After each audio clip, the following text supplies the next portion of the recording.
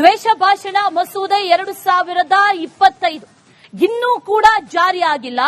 ಜಾರಿ ಆಗದೇ ಇದ್ರೂ ಕೂಡ ಈ ಕಾರ್ಯಕ್ರಮಗಳಿಗೆ ಪೊಲೀಸರ ನೋಟಿಸ್ಗಳು ಬರ್ತಾ ಇದೆ. ಇದು ಈಗ ಸಾಕಷ್ಟು ವಿವಾದಕ್ಕೆ ಕಾರಣ ಆಗ್ತಾ ಇದೆ, ಆಕ್ರೋಶಕ್ಕೂ ಕೂಡ ಕಾರಣ ಆಗ್ತಾ ಇದೆ. ಹಾಗಾದ್ರೆ ಹಿಂದೂ ನಾಯಕರನ್ನ ಸರ್ಕಾರ ಟಾರ್ಗೆಟ್ ಮಾಡ್ತಾ ಇದೆಯಾ ಅನ್ನೋ ಪ್ರಶ್ನೆ ವಿಧಾನಸಭೆ ಕಲಾಪದಲ್ಲೂ ಕೂಡ ಹಿಂದೂ ಟಾರ್ಗೆಟ್ ವಾಕ್ ಸಮರ ಪ್ರತಿಧ್ವನಿಸದೆ ಇದೇ ವಿಚಾರವನ್ನ ಪ್ರಸ್ತಾಪ ಮಾಡಿದ್ದಾರೆ ಸುನೀಲ್ ಕುಮಾರ್. ಚಾಲ್ತಿಗೆ ಬಂದಿಲ್ಲ ಇನ್ನೂ ಕಾಯ್ದೆ, ಅದರ ಅಡಿಯಲ್ಲಿ ನೋಟಿಸ್ ಕೊಡ್ತಾ ಇದ್ದಾರೆ. ದ್ವೇಷ ಭಾಷಣ ವಿರೋಧಿ ಕಾಯ್ದೆ ಅಡಿಯಲ್ಲಿ ಪೊಲೀಸರು ನೋಟಿಸ್ ಕೊಡ್ತಾ ಇರೋದು ಯಾವ ಕಾರಣಕ್ಕಾಗಿ? ಹಾಗಾದ್ರೆ ಇಲ್ಲಿ ಟಾರ್ಗೆಟ್ ಮಾಡಲಾಗ್ತಾ ಇದೆಯಾ, ಹಿಂದೂಗಳನ್ನ ಟಾರ್ಗೆಟ್ ಮಾಡಲಾಗ್ತಾ ಇದೆಯಾ ಅನ್ನೋ ಪ್ರಶ್ನೆ ಚರ್ಚೆ ನಿನ್ನೆ ಬಹಳವಾಗಿ ನಡೆಯಿತು. ಇದೇ ವಿಚಾರಕ್ಕೆ ಗೃಹ ಸಚಿವರು ಉತ್ತರ ಕೊಡಬೇಕು ಅಂತ ಪಟ್ಟು ಹಿಡಿದ್ರು, ವಿಪಕ್ಷ ಪಟ್ಟು ಹಿಡಿತು. ಆದ್ರೆ ಕಲಾಪದಲ್ಲಿ ಟಾರ್ಗೆಟ್ ಹಿಂದೂ ಕದನ ನಿನ್ನೆ ಕೇಳಿ ಬಂದಿದ್ದು. ಇನ್ನೂ ಕೂಡ ಜಾರಿ ಆಗದೇ ಇರುವಂತಹ ಈ ಮಸೂದೆ, ಆ ಮಸೂದೆಗೆ ಸಂಬಂಧಪಟ್ಟಂತೆ ಒಂದಷ್ಟು ವಿಚಾರಗಳನ್ನ ಮುಂದಿಟ್ಕೊಂಡು ಪೊಲೀಸರು ನೀಡ್ತಾ ಇರುವಂತಹ ನೋಟಿಸ್, ಇದೆಲ್ಲವೂ ಕೂಡ ಈಗ ವಿವಾದಕ್ಕೆ ಕಾರಣ ಆಗ್ತಾ ಇದೆ, ಚರ್ಚೆ ಕಾರಣ ಆಗ್ತಾ ಇದೆ. ಸದನದಲ್ಲೂ ಕೂಡ ಕಲಾಪದ ಸಂದರ್ಭದಲ್ಲಿ ಇದೇ ವಿಚಾರ ಚರ್ಚೆ ಆಯಿತು. ಹಿಂದೂಗಳನ್ನ ಟಾರ್ಗೆಟ್ ಮಾಡಲಾಗ್ತಾ ಇದೆ, ದ್ವೇಷ ಭಾಷಣ ಮಸೂದೆಯನ್ನ ತಂದಿರೋದೇ ಬಿಜೆಪಿಯವರನ್ನ ಟಾರ್ಗೆಟ್ ಮಾಡೋದಕ್ಕೆ ಅಂತ ಸುನೀಲ್ ಕುಮಾರ್ ಈ ಸಂದರ್ಭದಲ್ಲಿ ಮಾತಾಡಿದ್ರು.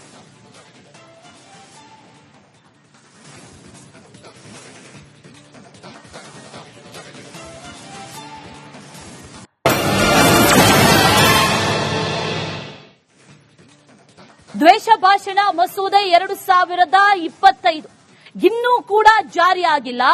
ಜಾರಿ ಆಗದೇ ಇದ್ರೂ ಕೂಡ ಈ ಕಾರ್ಯಕ್ರಮಗಳಿಗೆ ಪೊಲೀಸರ ನೋಟಿಸ್ಗಳು ಬರ್ತಾ ಇದೆ. ಇದು ಈಗ ಸಾಕಷ್ಟು ವಿವಾದಕ್ಕೆ ಕಾರಣ ಆಗ್ತಾ ಇದೆ, ಆಕ್ರೋಶಕ್ಕೂ ಕೂಡ ಕಾರಣ ಆಗ್ತಾ ಇದೆ. ಹಾಗಾದ್ರೆ ಹಿಂದೂ ನಾಯಕರನ್ನ ಸರ್ಕಾರ ಟಾರ್ಗೆಟ್ ಮಾಡ್ತಾ ಇದೆಯಾ ಅನ್ನೋ ಪ್ರಶ್ನೆ ವಿಧಾನಸಭೆ ಕಲಾಪದಲ್ಲೂ ಕೂಡ ಹಿಂದೂ ಟಾರ್ಗೆಟ್ ವಾಕ್ ಸಮರ ಪ್ರತಿಧ್ವನಿಸದೆ ಇದೇ ವಿಚಾರವನ್ನ ಪ್ರಸ್ತಾಪ ಮಾಡಿದ್ದಾರೆ ಸುನೀಲ್ ಕುಮಾರ್. ಚಾಲ್ತಿಗೆ ಬಂದಿಲ್ಲ ಇನ್ನೂ ಕಾಯ್ದೆ, ಅದರ ಅಡಿಯಲ್ಲಿ ನೋಟಿಸ್ ಕೊಡ್ತಾ ಇದ್ದಾರೆ.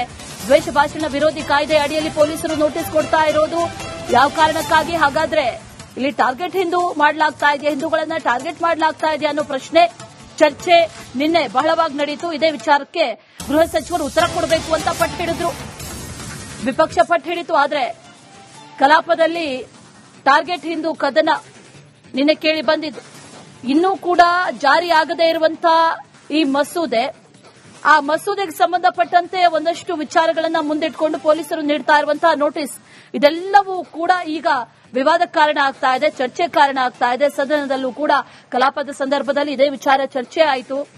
ಹಿಂದೂಗಳನ್ನ ಟಾರ್ಗೆಟ್ ಮಾಡಲಾಗ್ತಾ ಇದೆ, ದ್ವೇಷ ಭಾಷಣ ಮಸೂದೆಯನ್ನ ತಂದಿರೋದೇ ಬಿಜೆಪಿಯವರನ್ನ ಟಾರ್ಗೆಟ್ ಮಾಡೋದಕ್ಕೆ ಅಂತ ಸುನೀಲ್ ಕುಮಾರ್ ಈ ಸಂದರ್ಭದಲ್ಲಿ ಮಾತಾಡಿದ್ರು.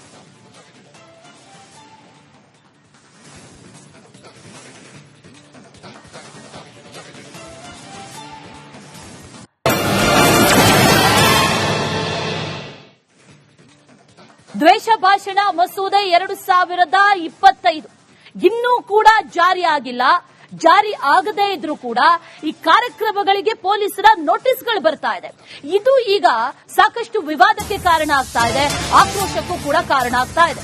ಹಾಗಾದ್ರೆ ಹಿಂದೂ ನಾಯಕರನ್ನ ಸರ್ಕಾರ ಟಾರ್ಗೆಟ್ ಮಾಡ್ತಾ ಇದೆಯಾ ಅನ್ನೋ ಪ್ರಶ್ನೆ ವಿಧಾನಸಭೆ ಕಲಾಪದಲ್ಲೂ ಕೂಡ ಹಿಂದೂ ಟಾರ್ಗೆಟ್ ವಾಕ್ ಸಮರ ಪ್ರತಿಧ್ವನಿಸದೆ ಇದೇ ವಿಚಾರವನ್ನ ಪ್ರಸ್ತಾಪ ಮಾಡಿದ್ದಾರೆ ಸುನೀಲ್ ಕುಮಾರ್.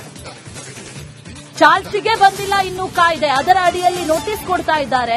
ದ್ವೇಷ ಭಾಷಣ ವಿರೋಧಿ ಕಾಯ್ದೆ ಅಡಿಯಲ್ಲಿ ಪೊಲೀಸರು ನೋಟಿಸ್ ಕೊಡ್ತಾ ಇರೋದು ಯಾವ ಕಾರಣಕ್ಕಾಗಿ? ಹಾಗಾದ್ರೆ ಇಲ್ಲಿ ಟಾರ್ಗೆಟ್ ಮಾಡಲಾಗ್ತಾ ಇದೆಯಾ, ಹಿಂದೂಗಳನ್ನ ಟಾರ್ಗೆಟ್ ಮಾಡಲಾಗ್ತಾ ಇದೆಯಾ ಅನ್ನೋ ಪ್ರಶ್ನೆ ಚರ್ಚೆ ನಿನ್ನೆ ಬಹಳವಾಗಿ ನಡೆಯಿತು. ಇದೇ ವಿಚಾರಕ್ಕೆ ಗೃಹ ಸಚಿವರು ಉತ್ತರ ಕೊಡಬೇಕು ಅಂತ ಪಟ್ಟು ಹಿಡಿದ್ರು, ವಿಪಕ್ಷ ಪಟ್ಟು ಹಿಡಿತು. ಆದ್ರೆ ಕಲಾಪದಲ್ಲಿ ಟಾರ್ಗೆಟ್ ಕದನ ನಿನ್ನೆ ಕೇಳಿ ಬಂದಿದ್ದು.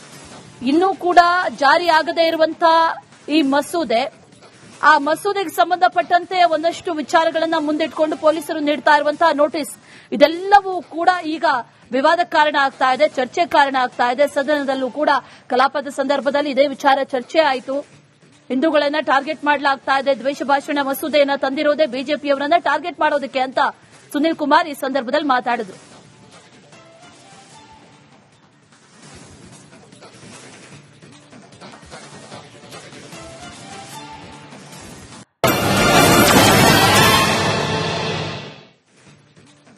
ದ್ವೇಷ ಭಾಷಣ ಮಸೂದೆ 2025 ಇನ್ನೂ ಕೂಡ ಜಾರಿ ಆಗಿಲ್ಲ.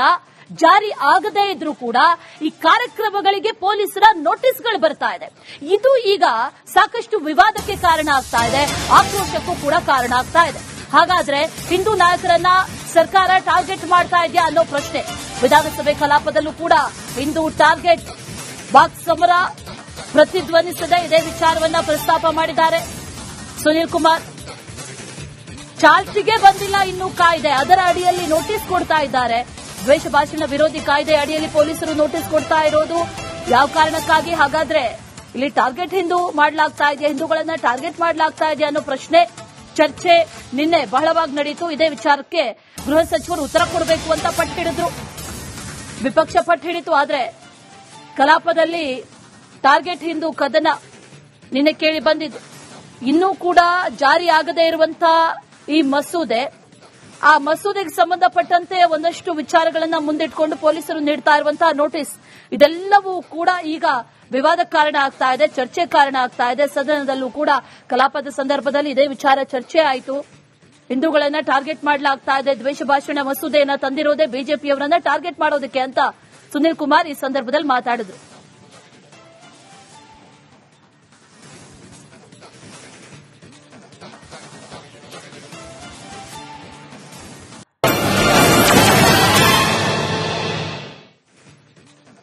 ದ್ವೇಷ ಭಾಷಣ ಮಸೂದೆ 2025 ಇನ್ನೂ ಕೂಡ ಜಾರಿ ಆಗಿಲ್ಲ.